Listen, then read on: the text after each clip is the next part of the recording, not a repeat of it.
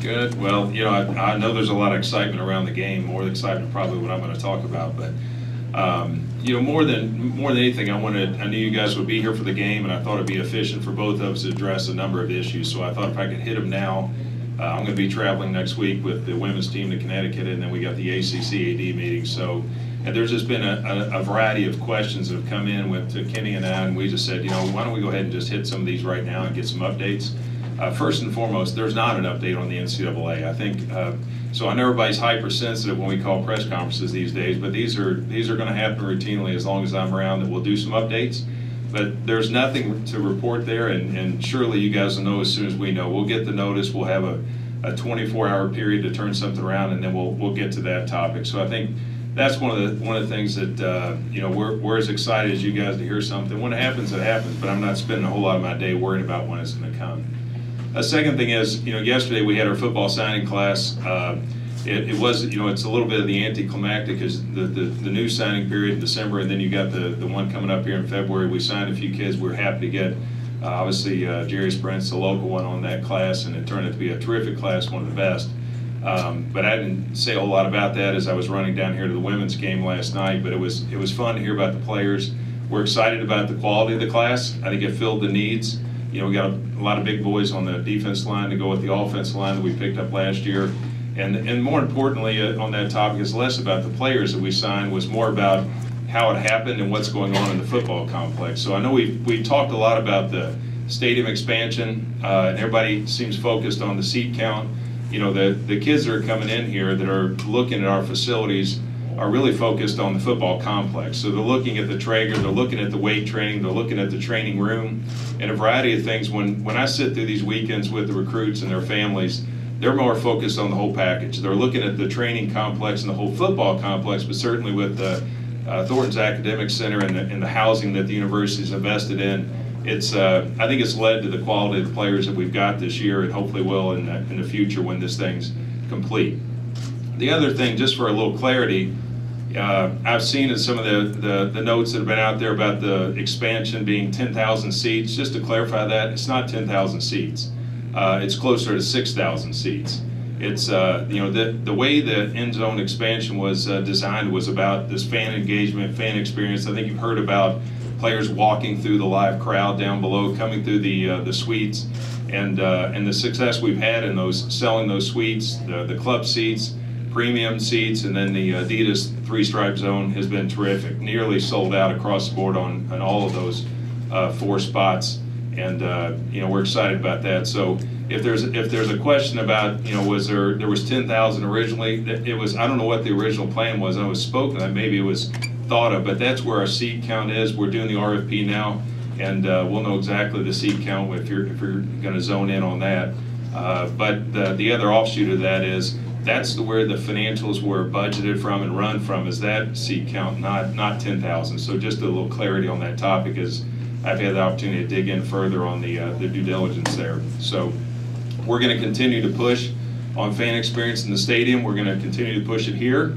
We've only got a few home games left in the basketball side, but we really have ramped up a number of things we've been doing marketing-wise, and some of this grassroots marketing. We'll continue to do that going forward, with obviously a focus on the point is the students and how we get them engaged, and if we have to teach them cheers and bring them down here with school buses, whatever we have to do, just to find the right balance with the students and what they have available to them today to watch and be a fan as much as you are, as much as our fans in the seats and our donors. So we'll work on all that as well. Last topic on the football is there's been some questions around the nepotism policy. There is a university nepotism policy that was passed. There's also the opportunity to have an exception report put in on those if you so choose to go that path.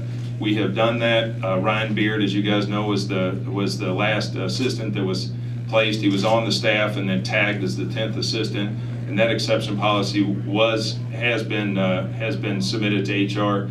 There was a delay because you guys are well aware that we had an organizational change last Friday, but it has been placed. I have signed that, and that's something that Bobby and I have talked about openly about that. We all know there's sensitivity around it, and making sure that there's not double standards, and that we get into those things and just properly manage it from there. And that's a communication that I have directly with the coaches as much as with Bobby himself. Jumping back to last Friday, I know you're aware that we had an organizational change in the department. You know, I spent quite a bit of time over the last 4 months looking at how things operate elsewhere, you know, across the other collegiate campuses and athletic departments. Spent time questioning folks at the ACC, NCAA, doing my own research on positions, what the right structure is to be those famous words, effective and efficient. And we did make changes on Friday to accomplish just that. The first, really my focus has been since the day I got here and get this organization wrapped around it is the student-athlete experience first. And having been one of those, I get it, and that's where we're trying to focus on that. We think about the head and the body of the athlete, you know, making sure their mental and performance side of it is in check, as well as strength and conditioning, sports medicine, and nutrition. We had those areas reporting up to 3 different individuals in the senior staff, broken out 3 different ways, none of them with a medical background. And that's the direction we're going. Is we have one of the positions that's created out of this is an associate AD of student health and wellness, and it's to focus on just that. In this environment, whether you see it professionally or collegiately, these are our thoroughbreds, and we have a significant investment in facilities and people and staff, dollars behind them to keep them healthy both in the head and in the body. So that's where I'm focused and have been focused since day one. That hasn't changed. So when we talk about, you know, where those things are, that's where we'll be. We obviously moved some things around on sport management. We've taken that away from the CFO position and from fundraising. Those will move into other positions, and we'll no longer have sports management in the financial area or in fundraising.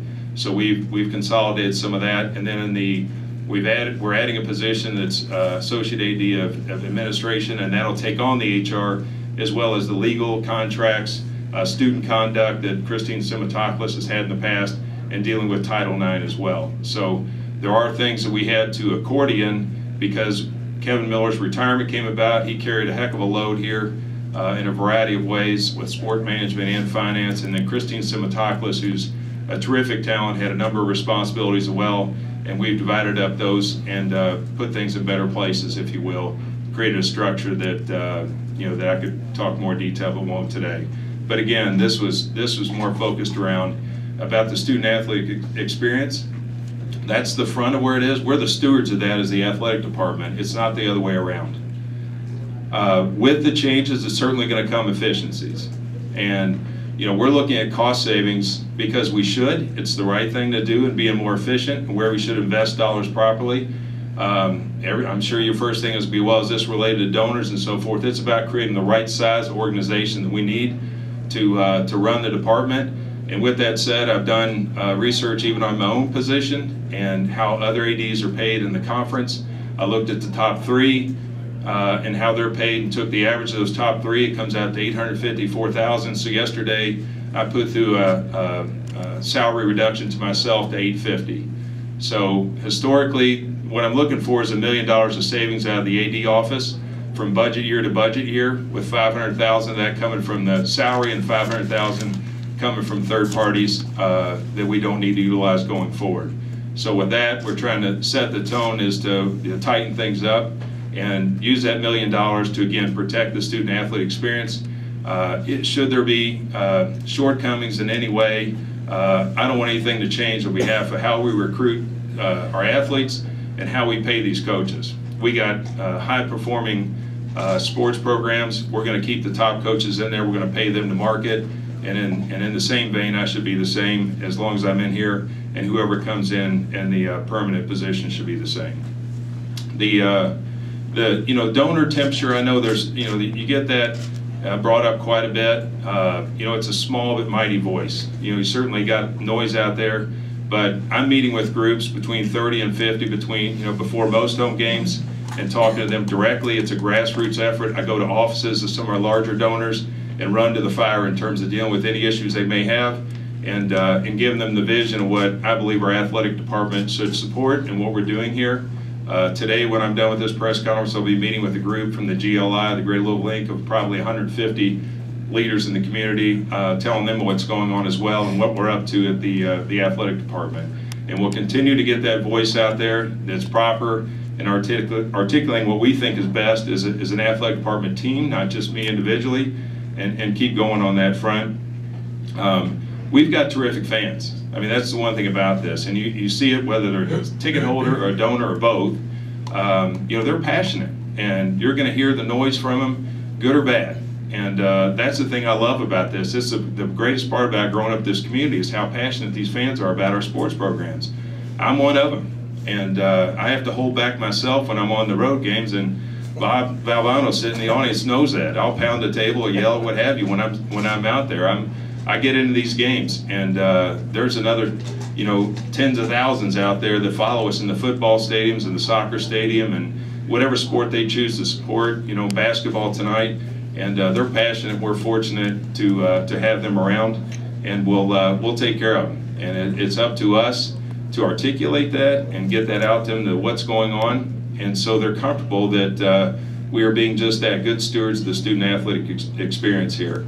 With that being said, you know, last Thursday I felt like one of the things that got kind of passed over was the approval of contracts with two of them are extensions and one's a renewal. Danny Busboom Kelly, we you know, certainly she had a terrific year. We extended her contract another year, put it on the hard to say this, but on her season year. It was a contract that ending in June. We extended to the end of December while giving her a bump as well, and put some incentives in there for her to excel as our head coach and be here hopefully a long time. She's done a terrific job, and the kids have really performed well for her and appreciate her as their head coach. And recruiting wise, she's doing terrific.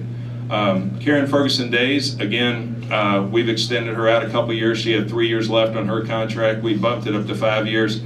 She's excited to be here. The sport of soccer is growing, not just in men, but in women's. And again, I'm highly supportive of Karen and excited that we got that extension in place. And then the last one is Ken Lola. His resume is terrific, as you guys know, from Elite Eight performances to College Cup.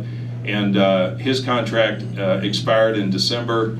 When I got here, it was one of the things I was, you know, found that it was expiring in December and had not been extended or renewed. We consider the best college coach in soccer out there. He and I spoke openly about that during the season, decided to address it after the season, and we got approval of that last Thursday as well for a 5-year extension with him. So we're excited to have Ken running this program for another 5 years and hopefully longer, and expect equal and better results out of him. He's got great talent once again. So those are the highlights. Those are the questions I've been hearing from the group, and again, in the spirit of efficiency here, we knew that most of you would be here tonight, so I'd ask Kenny, let's pull this together and just give an update on a handful of topics. I'm sorry to spook you into thinking this might be the NCAA press conference, and there's plenty of other, probably more important news around our team and the game tonight, but I'm happy to take a few questions before I go speak to this group.